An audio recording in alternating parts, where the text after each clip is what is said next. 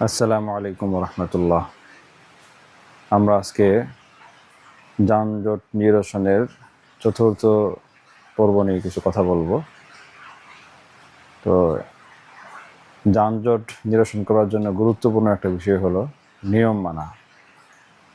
আমাদের দেশের যে অবস্থা, নিয়ম মানার যে একটা গুরুত্ব অন্তর মধ্যে থাকা দরকার, এর গুরুত্বই উঠে গেছে। নিয়ম মানার ব্যাপারে সবাই গাফেল প্রায়, এবং নিয়ম না মানলে যে শাস্তি ধমকি এই সমস্ত কোনো কিছুর তোয়াক্কা মানুষ এখন করে না। তো এটা একটা পরিবেশ হয়ে গেছে, তার মধ্যে তারপরও এটার বড় একটা কারণগত পর্বে বলা হয়েছে যে জ্যাম লাগার পরে আপনার কখন জ্যাম ছুটবে এটার নিশ্চয়তা কেউ দিতে পারে না। যার কারণে সবারই চিন্তা থাকে, আমি বসে থাকলে আমি যত দেরি করব আমার তত দেরি হবে। এই জন্য যে যেভাবে পারতেছে এরকম চিপা চুপিতে সব ঢুকাইয়া দেয়। এবং সিগন্যালের মধ্যেও একদিক দিয়ে ট্রাফিক পুলিশ সিগন্যাল দেওয়ার পরে অন্যদিকে তো মানে একদিকে আটকানোর পর অন্যদিকে গাড়ি চালু করতে না করতে যেই লাইনটা আটকাই দিচ্ছে সেখান থেকে হয়তো রিক্সা বা কোনো গাড়ি বা কোনো হুন্ডা ঢুকাই দিতেছে।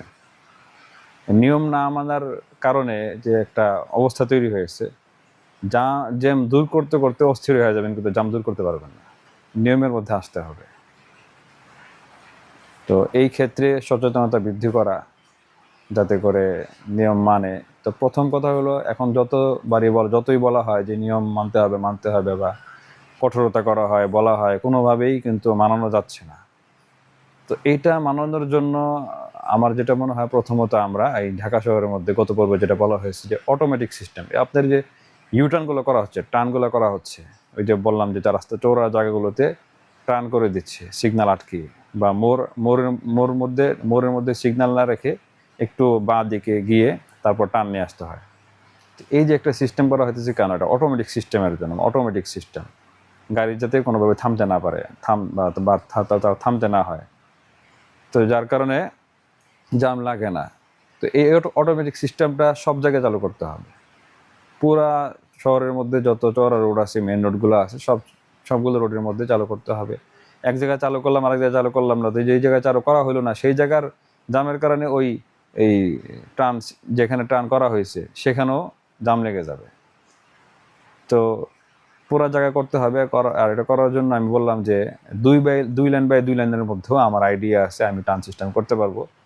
আর একটা সিস্টেম করব, যে সিস্টেমটা নাই সেটা হলো আমার পরিভাষায় যেটাকে আমি চলন্ত রোড বলে থাকি, যে একটা লাইন করা রাস্তার প্রশস্ত অনুযায়ী, যেখানে গাড়ি ঢোকার পরে আর আপনার থামতে পারবে না।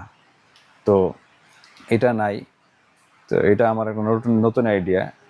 তো এটার জন্য এটা এমন একটা সিস্টেম যে এটা যদি চালু করা হয় এবং কিছুদিন ব্যবস্থা নেওয়া হয়, তাহলে প্রত্যেকটা মানুষ স্বাভাবিকভাবে যেমনিভাবে রাস্তার বাম সাইড দিয়ে চলাচল করে, ঠিক তেমনিভাবে যখন এইটা চালু হয়ে যাবে, যে এই দাগে ঢোকার পরে কোনো গাড়ি থামতে পারবে না, এরকমও একটা মানুষের একটা মন মানসিকতা তৈরি হয়ে যাবে যে না, আমার থামতে হলে এই লাইনে বাইরে গিয়ে থামতে হবে। তো গাড়ি যখন চলতে থাকবে, রাস্তা যতই সংকীর্ণ হোক, আমার 4 লাইন 5 লাইন দরকার নেই। আমার যদি 2 লাইন চালু থাকে বা 3 লাইন যদি চালু থাকে, 1 লাইনই চালু থাকলো, ওই চালু থাকার কারণে আমার জ্যাম থাকবে না।